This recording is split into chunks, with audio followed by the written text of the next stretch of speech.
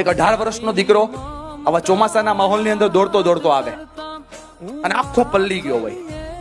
ઘરની બહાર દાદા બેઠા હોય, વડીલ છાપું વાંચતા હોય. 18 વર્ષના દીકરાને જોઈને કે, બેટા જવાબદાર બનો, વરસાદ તમને પલાળી દેશે, ધંધો કેમ કરશો?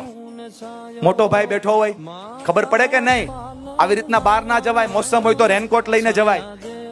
માં બેઠી હોય, દાદા બેઠા સાંભળતા હોય. ઘરના રસોડામાંથી અવાજ આવે, બેટા અહીં આવી જા. એ 18 વર્ષના દીકરાને એની માં રસોડામાં બોલાવે. જોજો, સ્વીકાર કોને કહેવાય, ઇન્ડિપેન્ડન્સી કોને કહેવાય, સ્વતંત્રતા કોને કહેવાય. પોતાનો પાલવ આમ લે અને પાલવથી માથા ઉપર આમ ફેરવે અને ઈ માં એ 18 વર્ષના દીકરાને એવું કે વરસાદ બહુ લૂચો છે કા બેટા? બોલે કેમ માં? બોલે મારા દીકરાને ભીંજી દીધો, ભીંજાઈ ગયો મારો દીકરો.